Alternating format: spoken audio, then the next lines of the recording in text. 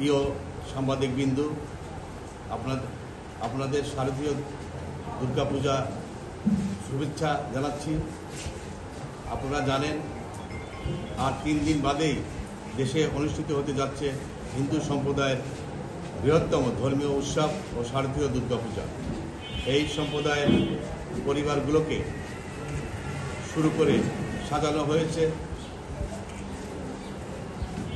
পূজা মণ্ডপগুলোকে, চলছে দেবী দুর্গার আগমনী প্রস্তুতি এবং প্রতিমাগুলোকে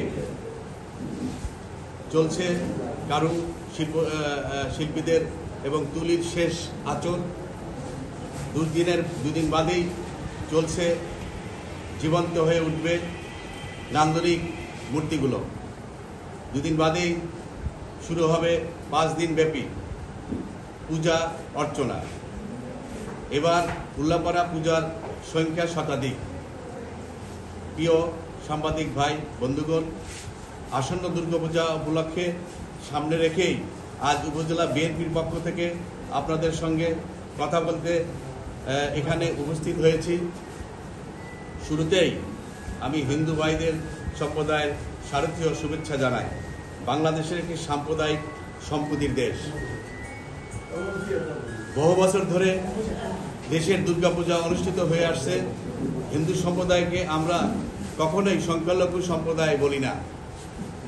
তারা বাংলাদেশের নাগরিক। অপর ধর্মাবলম্বীদের মতো তাদের সম্মান অধিকার রয়েছে। তাদেরও অধিকার রয়েছে নিজ নিজ ধর্ম যথাযথভাবে পালন করা। আমরা এ কাজে পূর্বের মতোই তাদেরকে সার্বিক সহযোগিতা দিতে চাই।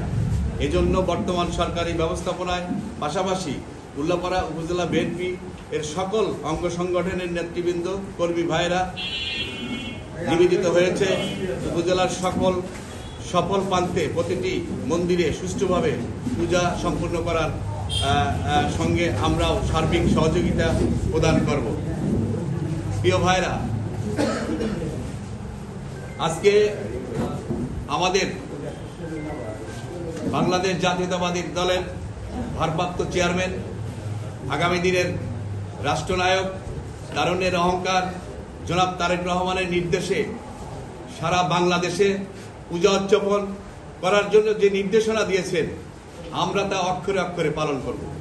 প্রিয় ভাইরা আমার, আমাদের উত্তরবঙ্গের কৃতি সন্তান, বাংলাদেশ জাতীয়তাবাদী দলের স্থায়ী কমিটির অন্যতম সদস্য জনাব ইকবাল হাসান মাহমুদ টুকুর সাহেবের নেতৃত্বে আমাদের জেলায় একটি সুষ্ঠু সুন্দরভাবে উদযাপন করার যে নির্দেশনা, সেই নির্দেশনা অনুযায়ী আমরা সমস্ত পূজা মণ্ডপের সার্বিক সহযোগিতা এবং সাম্প্রদায়িক চেতনার মধ্যে দিয়ে আমরা তাদেরকে সার্বিক সহযোগিতা করতে চাই। প্রিয় গণমাধ্যম কর্মীবৃন্দ, আমরা জেনেছি এবার শান্তি মতে দেবী দুর্গা ও তার পরিবার নিয়ে দোলাই মর্তে আগমন করবেন এবং ফিরে যাবেন ঘটকের, অর্থাৎ নৌকায় আসবেন এবং ঘোড়ায় চড়ে যাবেন। আগামী 9 অক্টোবর থেকেই মূল আনুষ্ঠানিকতা এবং পূজা মণ্ডপগুলোতে বাজবে ঢাক, ঢোল, শাখা, কাসর, ঘণ্টা। শুরুতেই হবে প্রাচীন ঐতিহ্যের ধারক শারদ উৎসবের আমেজ। প্রিয় বন্ধুরা, সাংবাদিকরা জাতির অগ্রযাত্রায় বিশেষ ভূমিকা রেখে আসবেন। উল্লাপাড়া গণমাধ্যমের কর্মীরাও এই জনপথের মানুষদের সুখ দুঃখের সমস্যার সমাধানের চাওয়া পাওয়ার তাদের লেখনীয় মাধ্যমে তুলে ধরবেন অনেক আস্থাভাজন কার্যকলাপ। কুড়িয়েছেন প্রচুর প্রশংসা এবং সেই সাথে দৃষ্টিকোণ থেকে আমি আপনাদেরকে অনুরোধ করব, আপনারা উল্লাপাড়া শারদীয় দুর্গাপূজার পরিবেশ, কর্মকাণ্ড, নানা আনুষ্ঠানিকতা ও আপনাদের স্ব মাধ্যমে সুন্দরভাবে তুলে ধরবেন। সেই সাথে দুর্গাপূজা সুষ্ঠু ও শান্তিপূর্ণ উপায়ে সম্পূর্ণ করতে উপজেলা বিএনপির উদ্যোগে সহযোগিতার সার্বিক কর্মকাণ্ড পত্র পত্রিকায় টেলিভিশনে প্রকাশ করা আহ্বান রাখছি।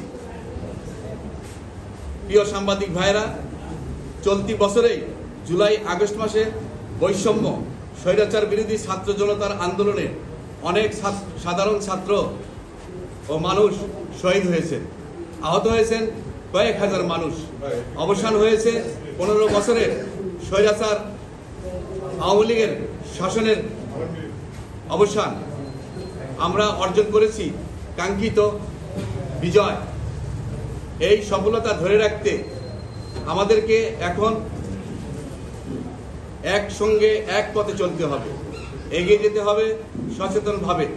আমাদের ঐক্য ও দৃঢ় মনোবল যেভাবে কোনো ষড়যন্ত্র আমাদের রুখতে দেবে না।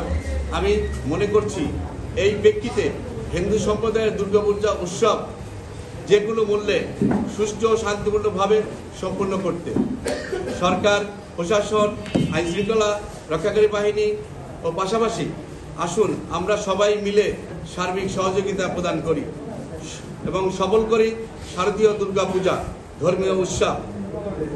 আরও বলতে চাই, শুধু পূজা মণ্ডপে নয়, আশেপাশের রাস্তাগুলোকে শারদীয় দুর্গাপূজার নিরাপদ চলাচলের নিরাপত্তা বিধান করতে চাই। প্রয়োজনে পুলিশ আনসার বাহিনীর সঙ্গে পূজা মন্দিরে পাহারা ব্যবস্থা গ্রহণ করা হবে। প্রতিটি পূজা মন্দিরে শারদীয় নামীয় পুরুষদের পৃথক পৃথক চলাচলের অবস্থান নিতে উপজেলা পূজা উদযাপন পরিষদ, মন্দির পরিচালনা কমিটির সঙ্গে কথা বলতে হবে। বিএনপির নেতৃবৃন্দ উপজেলার সকল এলাকার পূজা মণ্ডপ পরিদর্শন করবে।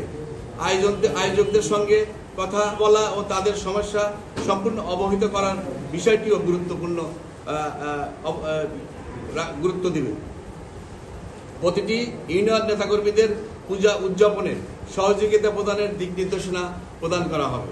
প্রিয় ভাইরা, প্রিয় সাংবাদিক ভাইরা, আজকে আমরা এই উল্লাপাড়া শতাধিক পূজা মণ্ডপ যে উৎসব আগামী 9 তারিখ থেকে শুরু হতে যাচ্ছে, ইনশাআল্লাহ কোনো দুষ্কৃতিকারী, কোনো বিশৃঙ্খলাকারী যদি কোনো আইন শৃঙ্খলার অবনতি ঘটাতে চায়, আমরা উপজেলা বিএনপির পক্ষ থেকে তা কঠোর হাতে দমন করার জন্য আমরা ব্যবস্থা গ্রহণ করব।